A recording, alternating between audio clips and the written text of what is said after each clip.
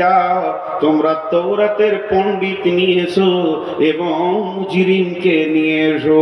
তারা সেখানে এসে হাজির হলো। তারা তাদের হাফেজ গুলোকে বলতে বলতে এলো, তোদেরকে কিছু টাকা দেওয়া হবে, যে জায়গায় হাত কাটার কথা আছে ওই শব্দটাকে চেঞ্জ করে দিয়ে ওই শব্দটাকে বাদ দিয়ে লাফিয়ে তুই পড়ে নিবি, তাইলে আমার মেয়ের হাত কাটাটা বন্ধ হয়ে যাবে। সম্ভ্রান্ত ঘরের মেয়ে।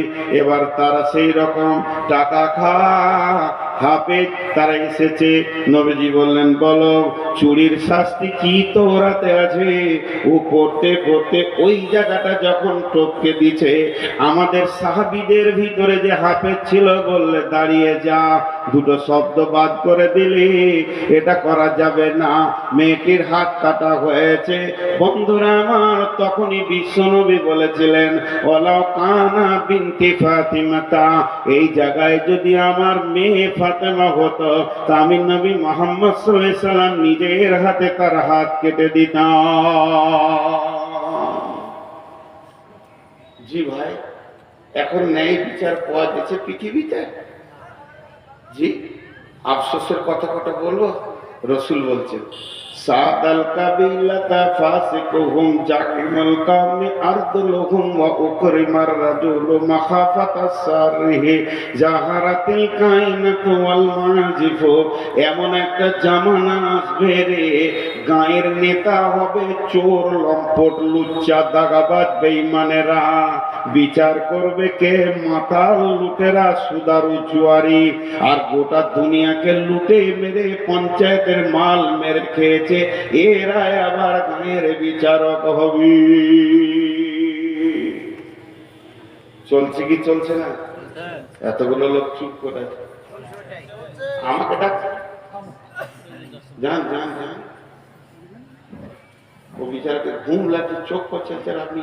আমি বলেছি ভাই, আমি শেষ, আমি শেষ, দিনও শেষ, সময়ও শেষ, আমি আর নাই, আমি শেষ।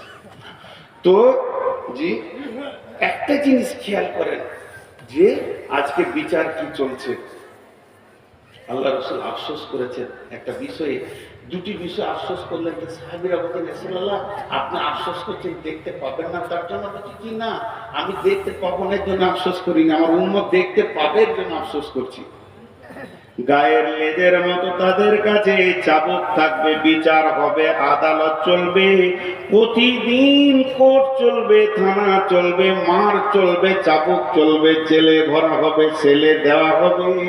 কিন্তু আফসোসের কথা এটাই, দোষী ব্যক্তি গায়ে হাওয়া দিয়ে ঘুরবে আর নির্দোষী জেলে বসে বসে মার খাবি। চলছে না? কথা বলে না? আল্লাহ কি বললেন কোরআনে? ওয়ালা তাকরাবু মালাল ইয়াতীমি ইল্লা বিল্লাতী হিয়া আহসান হাত্তা ইয়াবলুগা শুদ্দাহু ওয়া ফুল কায়লা ওয়াল মিজানা লা নুকাল্লিফু নাফসান ইল্লা উসাহা ওয়া ইযা কুলতুম ফা'দিলু ওয়া ইযা কুলতুম ফা'দিলু ওয়া ইযা কুলতুম ফা'দিলু ওয়ালাউ কানা দা কুরবা। তুমি যখন বিচারে বসবে, সাক্ষী দেবে, তো ন্যায় কথা বলবে, যদিও তোমার নিকট আত্মীয় হয়। একটা ছেলে 4 চাকা গাড়িতে লাগিয়ে দিয়েছে মোটর সাইকেল। এইখানে উদাহরণ দিচ্ছি আপনাদের বরজুমলাতে। আর গাড়িটা আসছে কোথা থেকে? পাকুর থেকে। সে গরিবের বাচ্চা বিচারাকে 400 টাকা দিয়ে বলেছে মালটা ঢেলে দিয়ে আজকে ঘুরে এসে খাবি। ব্যাগ তার চুন চুন করছে। আর যে টোটোওয়ালাদের অত্যাচার চলছে রোডে, আল্লাহ মাফ করবো, এ যে করোনা ভাইরাসের থেকেও কঠিন ভাইরাস। 4 চাকা নিয়ে চলা যে কত কঠিন। আমি ড্রাইভারকে বলি, টোটো দেখে সাবধান হবে, এলপি গাড়ি দেখে সাবধান হতে হবে না, তাদের ঠিক আছে, কিন্তু এদের কোনো ঠিক নেই। একটা প্যাসেঞ্জার দেখে নিয়েছে, ভয়ঙ্কর ব্রেক করে দিলে, ওই বাড়ি থেকে আসছে, এইখান থেকে ব্রেক করে এমনি করছে, জানো নাকি? তার মানে যে চেপে আছে সেই ইন্না লিল্লাহ পড়ছে, জানা যাবে এদের যা চরিত্র। তো ন্যায় বিচারের ব্যাপারে আমি আপনাদের সামনে যেটা বলছি, যে একটা গাড়িকে টোটোতে লাগিয়ে দিয়েছে, এলপি গাড়িতে। দোষ টোটোওয়ালা, অন্যায় এর, বেলাইনে ছিল। ওটা বড় গাড়ি একটু লেগেছে তো এর একটা চাকা চলে গেছে, ভেঙে গেছে। এখন ওকে কলার ধরে নেমে মারছে, চলছে মাছ। ও মারতে মারতে ওর বন্ধু এসে বলছে তাহলে আমিও অনেকদিন মাঝখানি দেখা যেতে চুলটে হিলিয়ে দিয়ে ও মারলে। এখন মানে বর্তমান যুবকদের একটা ভাইরাস, লম্বা চুল আর খালি মাথাটা এমনি করছে, হাতটা খালি এমনি করছে, হাতটা খালি এমনি করছে। আজকে টোটোতে এখন 53 থেকে 54 বার গেলে এইখানে আস্তে আস্তে হাঁটে। তুমি খুব কষ্টে আছো বলো, আজাব চলছে। হ্যাঁ, তো চুলের উপরে এগুলো এই মার ভোর করে ওকে করে দিল। কিন্তু একদিন ন্যায় বিচার হবে। তো এবার বিচার চলছে। টোটোওয়ালা ঝরে গলা বলে, কি ভেবেছিস? কিন্তু আসলে গাড়িটা ছিল কোম্পানি, টোটোওয়ালাকে খবর নেই। যখন ওর ড্রাইভারের নাক দিয়ে রক্ত আর রক্ত ভিডিও কল করে দেখিয়েছে, কোম্পানির মাথা গরম। ওদের ইন্স্যুরেন্স করা থাকে 23 লক্ষ, 40 লক্ষ, 5 কোটি, 15 কোটি, 16 কোটি। জি, শিল্প ব্যাংকে শুধু অ্যাকাউন্ট খুলতে গেলে 10 কোটি টাকা লাগে, অ্যাকাউন্ট খুলতে, রানিং করতে। তো সেই রকম তারা বড় কোম্পানি, মনে রাগ হয়েছে, 4খানা কেস ঢুকেছে। মাল লুট, টাকা পয়সা লুট, মাল নষ্ট, 13 লক্ষ টাকার মাল ক্ষতি দিয়ে দিয়েছে। 4খানা কেস একদম কলকাতায় মেরেছে, লালবাজারে। ওখান থেকে খবর আসছে লালগোলায়, আসামি তুলো। রাত 3টের সময় পুলিশ এসে টোটোওয়ালার ঘর ধরে ট্রেনে বার করছে। কি হলো? এতগুলা কেস আছে। ঠান্ডা ঠান্ডা মানে গোষ্ঠী পর্যন্ত ঠান্ডা। অঙ্ক করে 3 লাখ টাকার ঘর বাড়ি নাই, কিন্তু মাস্তানি করেছে। বহু ঘটনা এরকম ঘটেছে, চটপট করে তার দ্বারা হাত দিতে গিয়ে দিয়ে যখন ওকে থানাতে বসানো হয়েছে, মন দিয়ে শুনবেন। একদিকে ও তো বসিয়ে আছে, থানা বড় বলছে বস, বসলো। একদিকে এসপি, একদিকে ডিএম, একদিকে এসটিও, আর একদিকে আরো কিছু কোম্পানির লোক। এরা টিম নেমে গেছে। তখন বলছে, তুই লাগিয়েছিলি না গাড়িতে লাগিয়েছিল?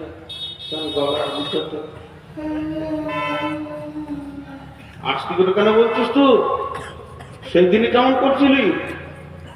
সেদিন মেরেছিলি, সেই দিন তোর গলার সাউন্ডটা কেমন ছিল, আজকে কেন হালকা হয়ে গেল? আদালতের মাঝে পড়েছো, সৈন্যের মাঝে আছো, এখন তোমার সমস্ত আম শুকিয়ে চুর হয়ে গেছে। এখন তুমি আর আমলো, তোমার নাম আমচুর। টেনেও সোজা করা যেছে না। বড়বাবু বলছে গলা ছেড়ে কথা বল, পানি খা। বলতে স্যার ভুল হয়ে গেছে, চলবে না। তো আমার আল্লাহ বলছে আমি জিভটাকে রেখেছি 32টা সৈন্যের মধ্যখানে। 2টি সিবিআই কাস্টম তার উপরে আছে, 2টা সিআইডি রয়েছে, এই দিকে 2টা কাস্টম অফিস তাকে ঘিরে রেখেছে। মাথাটা হলো গোটা বডির আদালত। এতগুলোর ভিতরে যেদিকে তুই কথা বলিস, এটাই হলো তোর কথার জায়গা।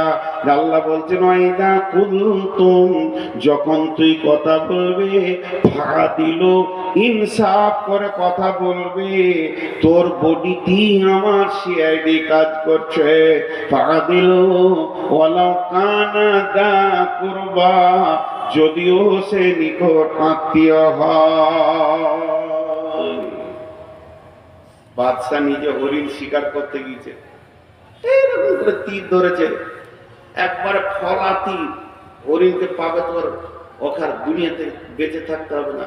আর যেই তীর ছেড়েছে, হরিণটা তরক করে লাফিয়ে উঠেছে, আর লক্ষ্য ভ্রষ্ট হয়ে পায়ের তলাতে সেই তীর।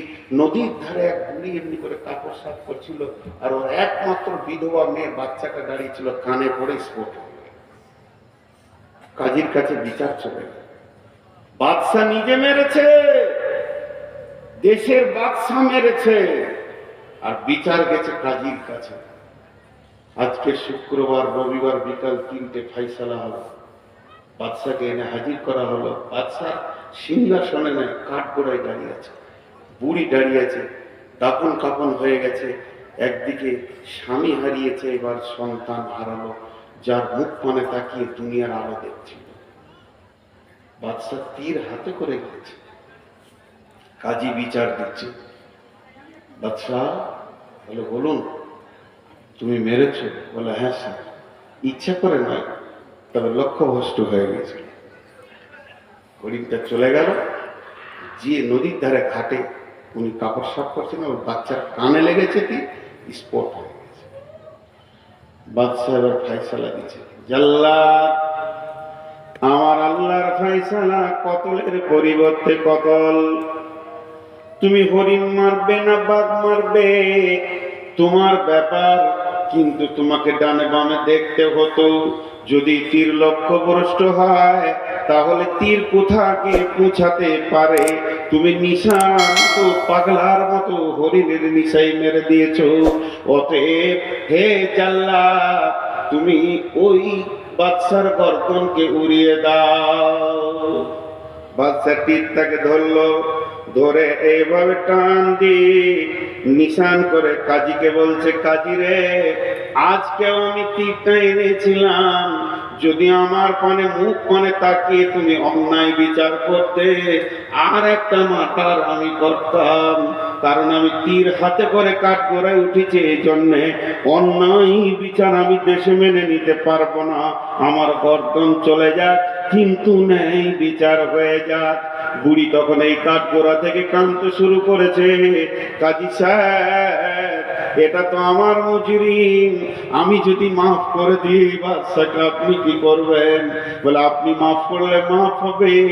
কাজী সাহেব, আমি ওকেই মাফ করে দিলাম, একটা সন্তান হারিয়েছি, এটার মায়ের কল যেন আর খালি না হয়। বাদশা ধরে এসে বুড়িকে জড়িয়ে ধরে বলছে, মা, তোমার যে সন্তান মাটিতে শুয়ে গেছে, ওটাকে আমাকেই মনে করে নিয়ে তুমি আমার কাছে বাকি জীবনটা কাটিয়ে নাও। আল্লাহ বলছে, আরো সে নিচে ছায় নিবি।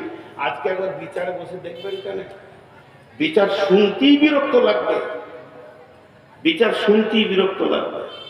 হ্যাঁ, একটা সাইকেলে অ্যাক্সিডেন্ট হয়েছে, মোটর সাইকেলের সাথে কাদা ছিল, কাদাটা স্লিপ করে গিয়েছে, মোটরসাইকেলটা সাইকেলের উপরে পড়ে গেছে, সাইকেলটা ভেঙে গেছে। মোটর সাইকেলওয়ালাও তৃণমূল, সাইকেলওয়ালাও তৃণমূল, কিন্তু যার ঘরের সামনে কাদা সে শিখে। বিচার হচ্ছে, কাদা পড়েছিল কেন, টাকা অকি 10,000 লাগবে। সে বিচারা জানের ভয়ে 10,000 টাকা দিয়ে খাচ্ছে। আমাদের এখানে সব জজ বসে আছে, যতগুলো বসে আছে জজ। হ্যাঁ,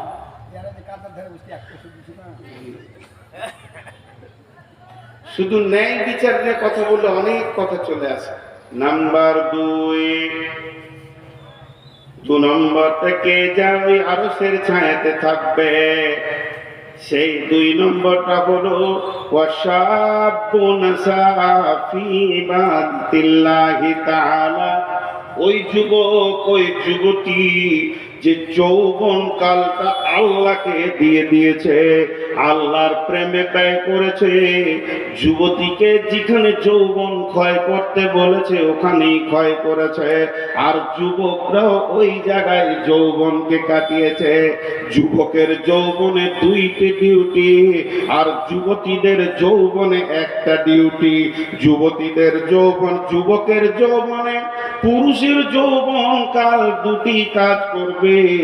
একটা কাজ করবে কে? সে ইনকাম করবে, যেখানেই থাকবে হাজরে হালাল পয়সা নিয়ে সে জমা করবে।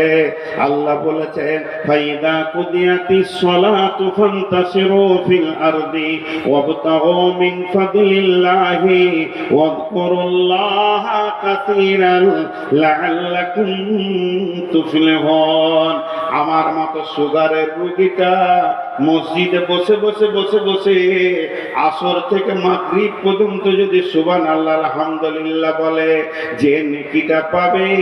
একটা যুবক যদি শুধু একটা মাল সেল করার জন্য বেরিয়ে যায়, সে যে ইনকামটা করবে, যদি ও রাস্তার ধারে বলে 4 আনা 4 আনা, 5 টাকা 5 টাকা মানে চিড়ে বাদাম বিক্রি করছে 5 টাকা 5 টাকা 5 টাকা 5 টাকা 5 টাকা।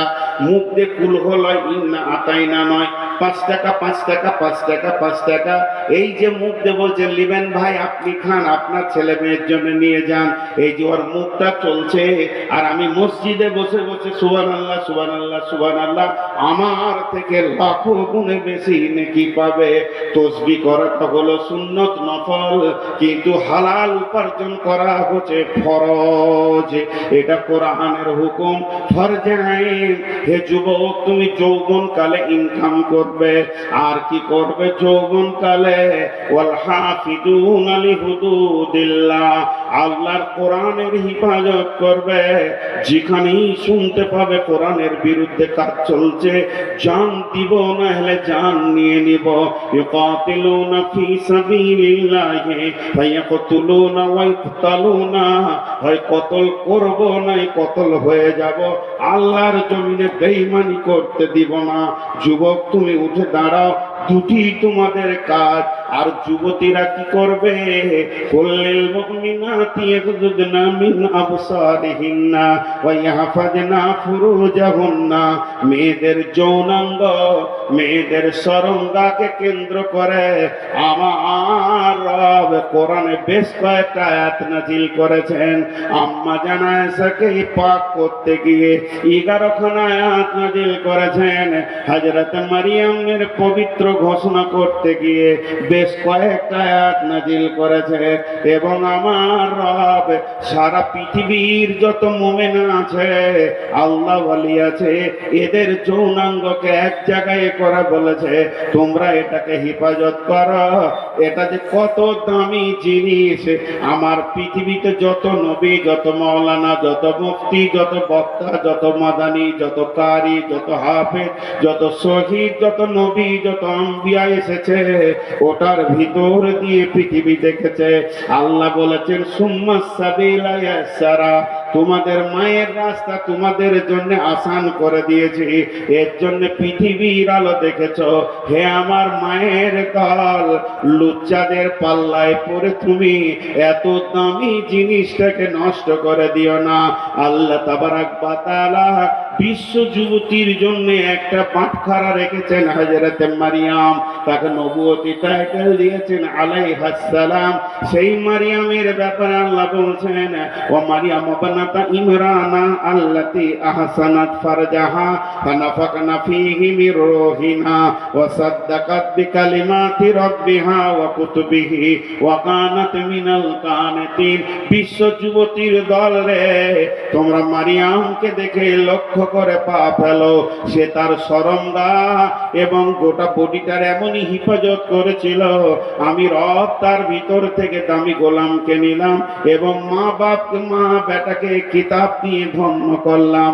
আজ যদি কোনো যুবতী বুকে হাত দিয়ে সতীত্বের গ্যারান্টি দিতে পারে, শুধু যৌনাঙ্গ নয়, তার দাঁতের হাসিতে, চোখের চাওয়ানিতে কোন পুরুষ যেন, হালাল পুরুষ যার সঙ্গে বিয়ে হালাল আছে, সে যেন আনন্দ না পেয়ে যায়। যদি তা পেয়ে যায়, মা তুমি বিক্রি হয়ে গেলে তোমার দেহে আর কোনো মূল্য থাকলো না। এর জন্য যুবতীদের একটাই ডিউটি, সে সরঙ্গার হেফাজত করবে। আর পুরুষরা দুইটি ডিউটি করবে, একদিকে ইনকাম করে সংসার চালাবে, অন্যদিকে দিনের হেফাজত করবে। আমার নবী বলছেন ওয়াশাবুন সাআ ফি ইবাদাতিল্লাহ, ওই যুবক যুবতী আল্লাহর রহমতের ছায়াতে কোটা লেগে যাবে, যার যৌবনকাল আল্লাহর হুকুমের উপরে চলেছে। আর 15 মিনিট পানি খায় রাখবে।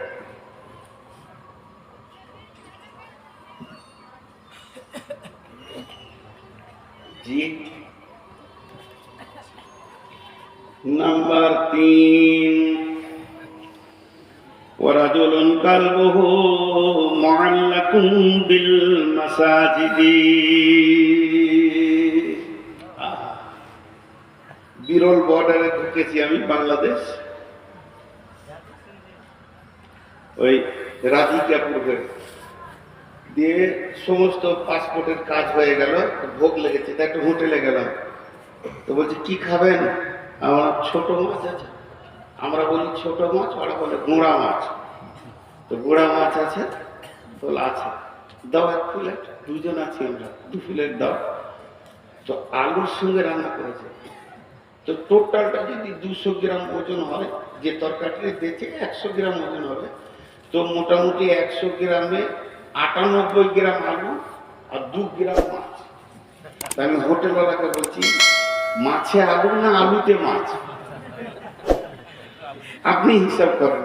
বলছে হুজুর আপনাকে তো করা যাবে না। বলো না, মাছে আলু হতে পারে, 2টা আলু দিলেন, কিন্তু আপনি আলুতে মাছ দিয়েছেন। আমি তো আলু চাইনি ভাই, আমি মাছ চেয়েছি, আপনি দাম দেবেন। জি, 1 লিটার দুধে 9 লিটার পানি, তাহলে দুধে পানি না পানিতে দুধ?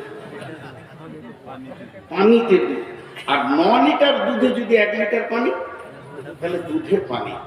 তো আমাদের জীবনটা হবে মসজিদওয়ালা দুনিয়া, কিন্তু হয়ে গেছে দুনিয়াওয়ালা মসজিদ। মসজিদে ঢুকছি আধা ঘন্টা, আধা ঘন্টার মধ্যে 30 মিনিট, 30 মিনিট, প্রতি মিনিটে 60টা সেকেন্ড আছে। 5 মিনিট আল্লাহকে মনে করছে, বাকি 29 মিনিট 55 সেকেন্ড দুনিয়াতে মনটা পড়ে আছে। তাহলে মসজিদটা দুনিয়াওয়ালা মসজিদ হলো। আর আমার রসুল বলছে তোমার দুনিয়াটা মসজিদওয়ালা হয়ে যায়। তুমি মাঠে কাজ করবে, কিন্তু তোমার দিল করে থাকবে মসজিদে। তুমি মার্কেটে থাকবে, হঠাৎ চুল করবে, কিরে বাবা আজান হলো নাকি? খরিদ্দারের সঙ্গে কথা বলো, আজান হলো না কিরে বাবা, বুঝি যেতে হবে। হ্যাঁ, এমন মার কাট কাজ, ধান কাটো, ধান নিয়ে চলো, ধান পাও। সারাদিন যেন শ্বাস ফেলার সময় নাই। ভোরবেলায় বেরিয়ে গেছি, জোহরের আজান শুনে মাঠি নামাজ সেরে নিয়েছি, সালাম ফিরে আবার কাজে লাগ, চল চল চল। বাড়ি থেকে খাবার গেল, খেয়ে নিলাম।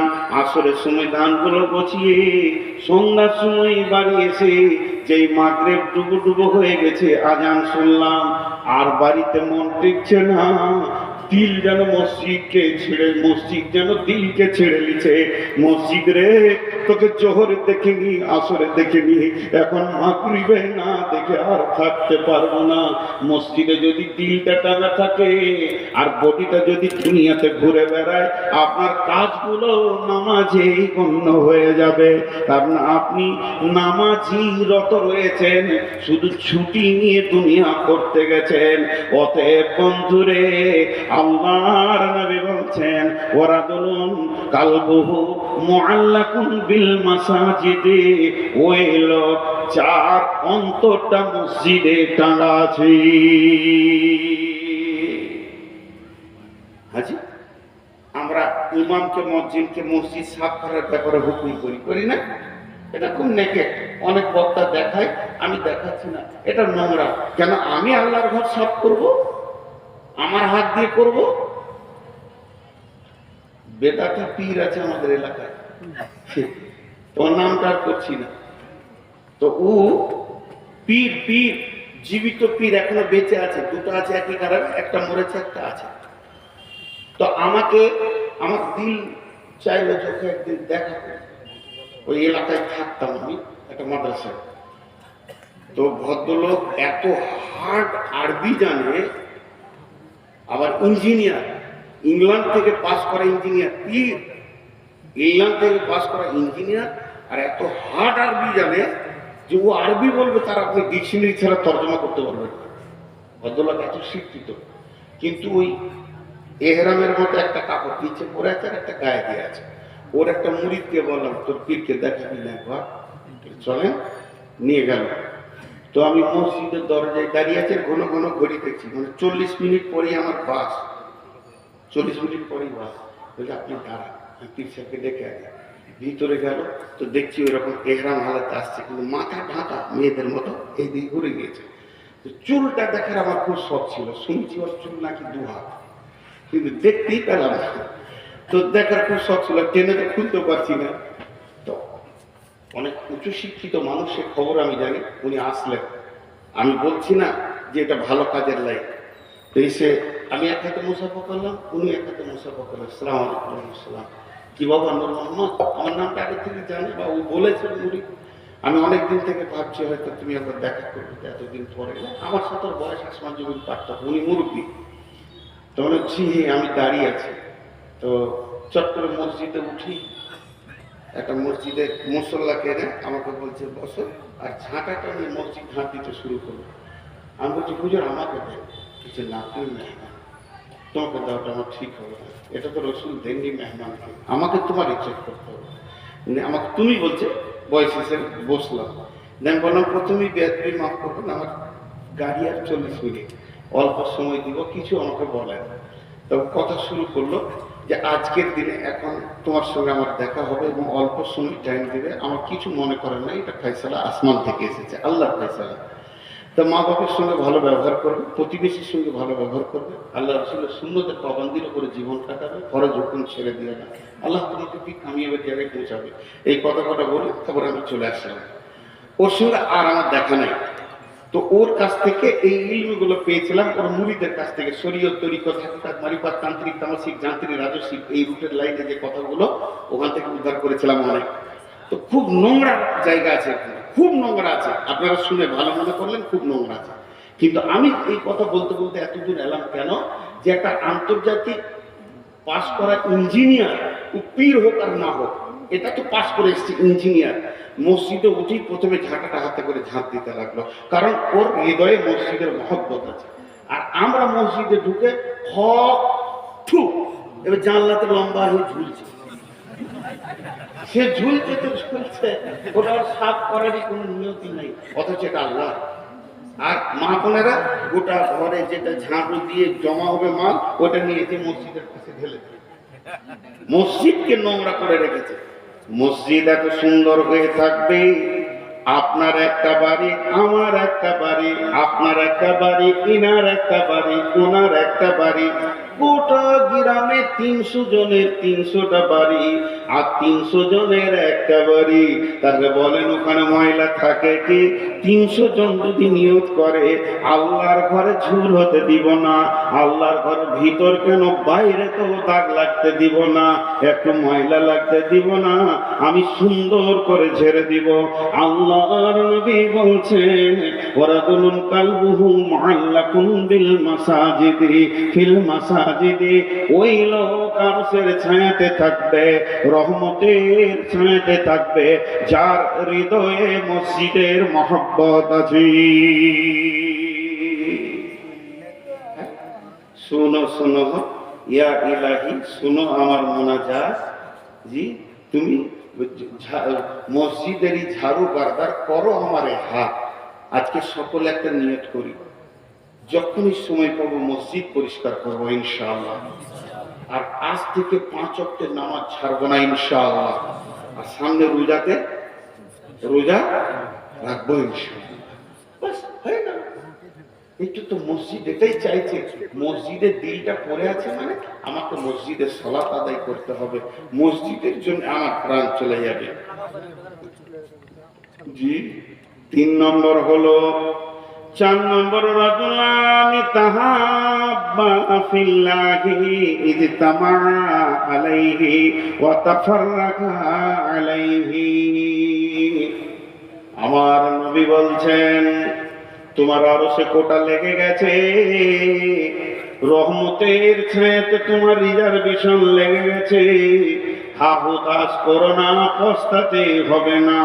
যদি আল্লাহর জন্য ভালোবাসা করো আর আল্লাহর জন্য যদি ছাড়াছাড়ি করো, তবে তুমি রহমতের ছায়াতে জায়গা পাবে। মুশরিক জান্নাতে যাবে, দেখছো আরো উত্তর দেয় না। মুশরিক জান্নাতে যাবে, মাদানি সাহেব চুপ করে আছে, এরা বলছে না যাবে না। কে বলে যাবে না?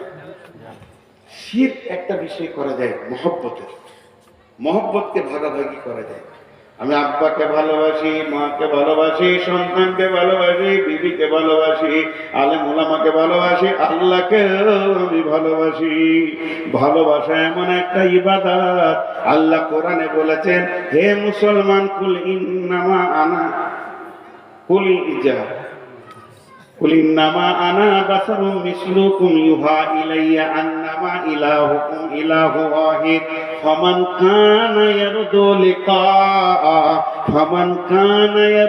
লিকা রাব্বিহি, যদি কারো মনের তামান্না থাকে রবের সঙ্গে মোলাকাত করব, ফামান কানা ইয়ারজু লিকা রাব্বিহি ফালিয়ামাল আমালান সালিহা, সুন্দর আমল করো, ওয়ালা ইউশরিক বি ইবাদাতি, ইবাদতের ভিতরে শিরক করিও না।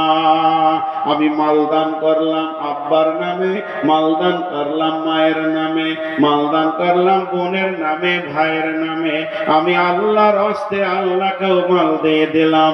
আমি চারিদিকে মহব্বত ভালোবাসা ছড়ানো আছে আমার। অতএব বন্ধুরে, মানুষকে ভালোবাসবো আমি আল্লাহর জন্য, এবং মানুষের সঙ্গে আমার ছাড়াছাড়ি হবে আল্লাহর জন্য। আল্লাহর যে দুশ্মন সে আমার দুশ্মন, নবীজির দুশ্মন আমার দুশ্মন, কিন্তু ওই দুশ্মনের সঙ্গে আমার আপোষ থাকবে না। আল্লাহর মহব্বতে আমি মহব্বত করব। তো বিশ্ব নবী বলছেন, তোমার একটা কোটা ওই আরশের ছায়া, রহমতের ছায়াতে লেগে গেছি।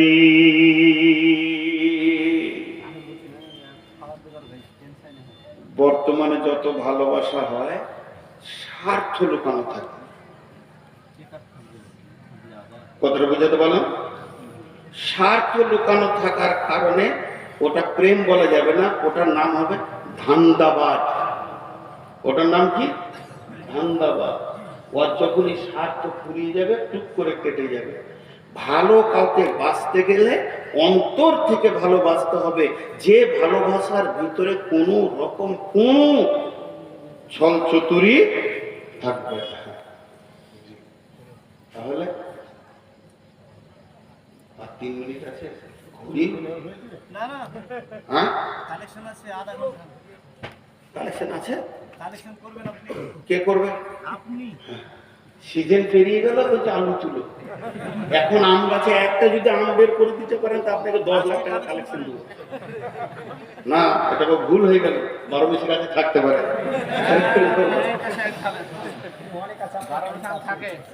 জি, অনেক গাছে থাকে আমার বাড়ি। এখন আম বিক্রি হচ্ছে স্যার বাজারে, দাবা চাইবে তাহলে আম বিক্রি হচ্ছে স্যার বাজারে, আম বিক্রি হচ্ছে এখন। আল্লাহ রসুলের পরে বলছেন 5 নম্বরে বলছেন, রাজুলুন দাতুহু ইমরাতুন দাতা মানসিবিন ওয়া জামালিন ফাকালা ইন্নী আখাফুল্লাহ। এরা উঠছে কেন? ও ভাই যারা যে কথা দিয়েছেন পয়সা দিয়ে যান, ওই পয়সা দিয়ে যান। আল্লাহ আমাকে কেন মমতাজুল করলেন না? ওরই দাম বেশি রয়েছে এখন মার্কেটে। জি, দেখেন আপনাদেরকে একটা খুব তাসাল্লি দেওয়ার বক্তব্য দিচ্ছি আজকে, যে কিয়ামতের মাঠে টেনশন নাই, এই জিনিসটা দিচ্ছি, সব টেনশন মুক্ত হয়ে যাবে। মা বোনেরা নাকের গুলো কানের গুলো খুলে দিয়ে পাঠিয়ে দেন। আমি যে তাসাল্লির বক্তব্য আজকে দিচ্ছি, অন্তত খুশি হয়ে আপনাদের বেশি দান করা উচিত। আল্লাহর নবী বলছেন, ওই যুবক যার ভিতরে পরিপূর্ণ উত্তাল রয়েছে, ওই মানুষটা, তাকে একটা সুন্দরী এবং মালালা মেয়েটার ভিতরে 2টি গুণ, একদিকে দেখতে অতি সুন্দর আর একদিকে তার মালে পরিপূর্ণ রয়েছে, সে কিন্তু তোমাকে হাতছানি দিচ্ছে, এসো এসো। তখন যুবক ওকে উত্তর দিচ্ছে, যুবতী রে, তোমার কাছে সমস্ত মালের স্বাদ আমার জানা আছে, প্রয়োজনও আছে, মধ্যখানে একটা প্রাচীর রয়েছে যেটাকে টপকাতে পারছি না। ইন্নী আখাফুল্লাহ, আমি আল্লাহকে ভয় করি। এর জন্য মুআয বিন জাবালকে আল্লাহর নবী 10টা ওসিয়ত করেছিলেন। وعن معاذ بن جبل رضي الله تعالى عنه قال أوصاني رسول الله صلى الله عليه وسلم بأسر كلمتين, যে 10টা ওসিয়ত করেছিলেন, শেষ কথাটা ছিল মাঝরে তোমাকে লাখ কথার এক কথা, কোটি কথার এক কথা বলছি, পৃথিবীর যে কোনো কোণে থাকো না কেন, ও আখিফুহুম ফিল্লাহে, আল্লাহর ভয়কে সঙ্গে করে রাখিও। তোমার সঙ্গে যদি আল্লাহর ভয় থাকে, পৃথিবীর কোনো গুনাহ তোমাকে স্পর্শ করবে না, তোমার কাছে কোনো গুনাহ আসবে না। এবং আল্লাহর রাসূল তার সাথীকে বলেছিলেন, হিজরতের সাথী ছিলেন আবু বকর, লা তাহজান ইন্নাল্লাহা মা'ানা। আবু বকর রে, আমার তোমার সঙ্গে আল্লাহ রয়েছে। যদি কোনো যুবক বা যুবতী এটা মনে করে আমার সঙ্গে আল্লাহ আছে, ওর দ্বারা কোনো গুনাহ করা সম্ভব হবে না। তাই আমার নবী বলছে, হে যুবক, হে যুবতী, তুমি যদি নিজেকে লুচ্চামি থেকে বাঁচাতে পারো আল্লাহর ভয়ে, তাহলে আল্লাহর রহমতের ছায়াতে তোমার কোটা লেগে গেছি।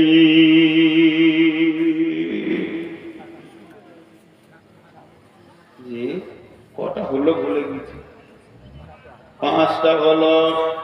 6 নম্বরে, ওয়ারাজুলুন তাসাদ্দাকা বিসাদকাতিন ফাআখফাহা হাত্তা লা তা'লামু শিমালুহু মা তুনফিকু ইয়ামিনুহু। আল্লাহ তাবারাক ওয়া তাআলা রাসূল বলছেন, ওই হাত দান করনেওয়ালা, সে ডান হাতে দান করেছে, বাঁ হাতকে তার খবর নাই। ছন্দ করে আদায় করে দান করা যাবে বলেছে আলেম ওলামারা। আমি তো আলেম নই, জাহেল। তো আলেমরা বলছে আদায় করা যাবে, কিন্তু ছন্দটা যেন শরীয়তের বাইরে না হয়। তো ছন্দ করে আদায় করছে, কিন্তু এমন ছন্দ, জরিনা বিবি দিয়ে পাঠিয়েছে 200 টাকা, যদি ওর নামটা বলা না হয়েছে তার একবার বলছে বলগা, আমার নামটা বলে নাই। কিন্তু গোপন দান, দেখেন, প্রকাশ্যে দান করা যায়, ওটা ক্যান্সেল করা যাবে না। রাসূলুল্লাহ সাল্লাল্লাহু আলাইহি ওয়াসাল্লাম প্রকাশ্যে দিয়েছেন, কে আছো দাও, জমা করো, সব প্রকাশ্যে দিয়েছেন। আবার গোপনও দান করা যায়, কিন্তু গোপন দানে তো দান হবে, আবার আরেকটা এক্সট্রা ফ্যাসিলিটি বেনিফিট হবে, যে আল্লাহ রহমতের ছায়াতে জায়গা লাগবে। জি, একটা লম্বা হাদিস, আর হাদিস পড়ছি না। লা তাসাদদাকনা বিসাদকাতিন ফাখারাজা বিহি বিসাদকাতিহি ফাওয়াজাহা ফি হাদিস সারিকি। এর আগেও আমি বর্ণনা করেছি, নবী মুসার জামানায় ঘটনা। বনি ইসরাইলদের একটি লোক নিয়ত করলো, আজকে গোপনে দান করব, আমি নবী মুসাকেও বলবো না। এই হাদিসটা ইমাম বুখারী আলাইহি রাহমা বর্ণনা করছেন। বিশ্ব নবী বলেছেন, নবী মুসার জামানায় ঘটনা, লোকটা কত ইখলাসের সঙ্গে দান করছেন, এমনকি নবীজিকেও সে জানাচ্ছেন না, সেই জামানার নবীও জানছে না। সে গোপনে এক জায়গায় এতটি মালকে, এতটি স্বর্ণ মুদ্রা হোক, রৌপ্য মুদ্রা হোক, দিরহামকে বেঁধেছে, রাতের আঁধারে ঘুরছে, আজকে রাতে দান করব, এমন লোককে দিব যেন কেউ না জানতে পারে আমি দান করেছি। মোড়ে একজনকে দিয়ে দিল ওর কোলে, এবার দানটা দিয়ে নিজেকে কাপড় ঢাকা নিয়ে লুকিয়ে আঁধারে পালিয়ে গেল। ওই মালটা নিয়ে এবার গায়ে প্রচার, সকালবেলায় যেখানে 5টা লোক আসবাহুয়া তাহাদ্দাসুনা তুসদ্দিকাল লাইলাতা আলা সারিকে, যেখানেই 5টা লোক, সেখানেই আলোচনা হচ্ছে, ওরে কপাল শোন, আজকে রাতে কে গোপনে দান করেছে, করবি কর, এলাকার সেরা চোরকে করেছে। চোরের হাতে মাল পড়ে গেছে। এবার দান কান্নাওয়ালা তো জানছে যে আমি করেছি, তাহলে চোরের হাতে পড়ে গেল, ওর মন আফসোস, বলছে আজকে আরেকবার করবো। আবার ওইরকম টাকা নিয়ে বের হয়েছে, আজকে বেটা ছেলেকে দিব না, তারা মেয়ে মানুষকে দিয়ে দেবো, আন্ধারে দিয়ে দিয়েছে।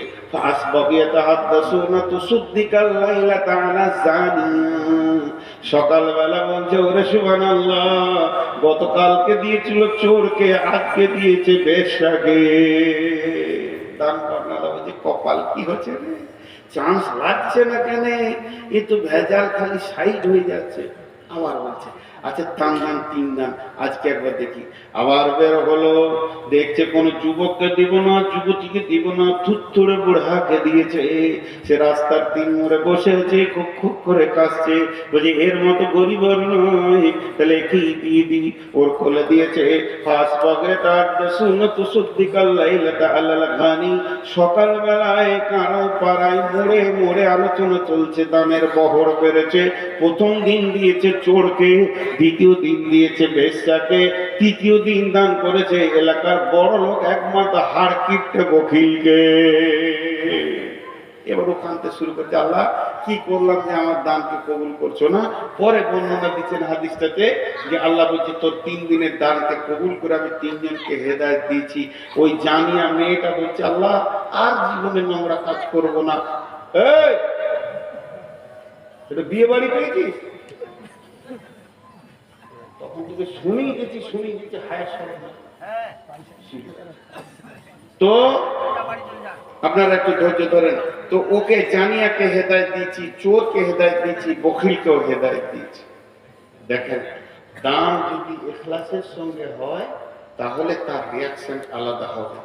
আর একটা আছে 7টার মধ্যে বলে নি, শেষকালে ওয়ারাদুলুন যাকারাল্লাহ খালিয়ান ফাফাদাত আইনাহু, ওই লোকটা রহমতের ছায়াতে থাকবে যে লোকটা গভীর রাত্রিতে উঠে চোখের পানি আল্লাহর কাছে ফেলে। অনেকে বলবে দোয়া জানি না, সব থেকে বড় দোয়াটা আমার কাছে শিখেলেন, চোখের পানি, এর থেকে বড় দোয়ার কিছু না। বাচ্চা ছেলে কোন ভাষায় কথা বলে? 1 বছরের 1.5 বছরের বাচ্চা হ্যাঁ কান্না করে, ওর কাজ হচ্ছে কেঁদে দেওয়া, মায়ের কাজ হচ্ছে ওর কান্না চুপ করানো। তা আমার কাজ হচ্ছে আল্লাহর কাছে কেঁদে দেওয়া, ওর কাজ হচ্ছে আমার কান্নাকে চুপ করানো। কেন কাঁদছি? মামলা হয়েছে, ঋণ হয়েছে, ব্যথা হয়েছে, অসুস্থ হয়েছে, ছেলে কথা শোনে না, মেয়ে কথা শোনে না, বিবি কথা শোনে না, আপা কথা শোনে না, ভালো লাগছে না, শরীর চলছে না, যত রকম তোমার অভাব আছে এতগুলো বলার তুমি বলতে পারবে না, মনেও থাকবে না। তবে যে কেঁদে দিল সে লুটে নিল, যে রো দিয়া ও লুট লিয়া। অতএব চোখের পানিতে খালি তুমি বেশি কথা বলো না, একটা শব্দ বলো, রব্বানা রব্বানা রব্বানা। মূর্খ আজ ভাষা জানি না, জ্ঞান নাই, আমার কি দরকার আমি নিজেই জানি না আমি কত মূর্খ। মাবুদ তুমি হলে সব থেকে শাহিনশাহ, আমার চোখের পানি তোমাকে বন্ধ করতে হবে। জাহান্নাম নিব না, জান্নাত ছাড়ব না। পৃথিবীর বুকে আমার অনেক রকম কেস মামলা আছে, মাবুদ তুমি আমাকে আনন্দ করে দাও। তাই আল্লাহর নবী বলছেন ওয়ারাদুলুন যাকারাল্লাহ খালিয়ান, একদম শুদ্ধ অন্তরক্রমে আল্লাহকে ডাকবে। ফাফাসাত আইনাহু, তার 2টি চোখের পানি গরম গরম বইতে থাকবে। বিশ্বনবী বলছেন উম্মতের রহমতের কোটাতে তোমার সিট লেগে গেছে। ভাই যতটি লোক বসে আছেন আমার কথা যখন 1.5 ঘন্টা শুনতে পেরেছেন, আমার 1.5 মিনিটের একটা কথা শুনেন। এই আয়োজন, এই লাইট সাউন্ড মাইক, এত কিছু একটা কমিটি, খারাপ কথা না বললে মানাচ্ছে না বলি বলছে, আমি ওনাদেরকে গাধা বলতে চাইছি না, গাধার মতো 3 মাস 4 মাস থেকে খেটে যে একটা আয়োজন দিয়েছে, যদি আপনারা কিছু না দিয়ে চলে যান এটা কেমন হবে? আপনি আপনার আদালতে বিচার করালেন, আপনার একটা সুস্থ মস্তিষ্ক আছে, আপনি ঠিক নেই বিচারটা পেয়ে যাবেন। আপনার বিবেক আপনাকে বলবে এটা চূড়ান্ত পর্যায়ের অন্যায় হচ্ছে। বিধায় যতটি লোক বসে আছেন, আমি এখানে একটা চাদর দিচ্ছি, ওই চেয়ার থেকে ওই দূরে থেকে হেঁটে এসে একবার চাদরে হাতটা রেখে যান, এটা আমার শেষ কথা। আর মা বোনেরা ওখানে যেভাবে কালেকশন হচ্ছে ছাত্রীদেরকে দিয়ে, ওখানে একবার চাদর, এখানে একটা চাদর দেন। আর 2000, 5000, 1 মণ, 2 মণ, 20 কেজি, 50 কেজি ধান দেনওয়ালা যদি কেউ আছেন তো আল্লাহর রাস্তায় দেন। এই মজলিস আপনি আল্লাহ, আমি একটু দোয়া করি, আপনারা আমিন বলেন। এই আল্লাহ, তুমি আমাদের এই সভাকে কবুল করে নাও, এই মাদ্রাসাকে কবুল করে নাও, সন্ধ্যা থেকে যত দান হয়েছে কবুল করে নাও। শুধু এখানে নয়, সারা পৃথিবীতে ইসলামকে বাঁচানোর জন্য যত কালেকশন হয়েছে কবুল করে নাও। আল্লাহ, আমাদের মা বাপকে তুমি মাফ করে দাও, দাতার মা বাপকে তুমি মাফ করে দাও। আল্লাহ, তুমি হায়াতে তাইয়্যিবা দাও, তুমি আমাদের সকলকে কবুল করে নাও। এ ভাই, আপনারা উঠে আসেন, নেকি বেশি পাবেন, উঠে আসেন। চাদরওয়ালার কাছে আপনারা উঠে আসেন, সকলে কথা বলতে বলতে আসেন।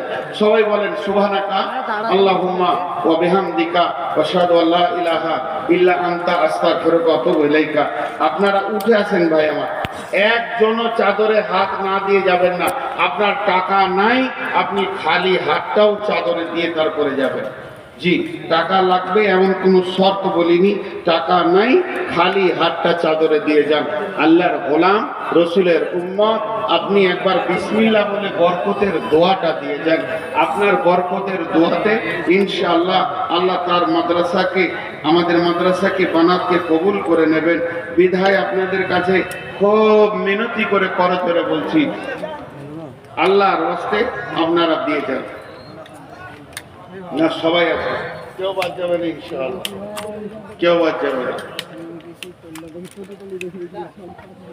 কোথায় কোথায় ঢুকে গেছে আর পাবি।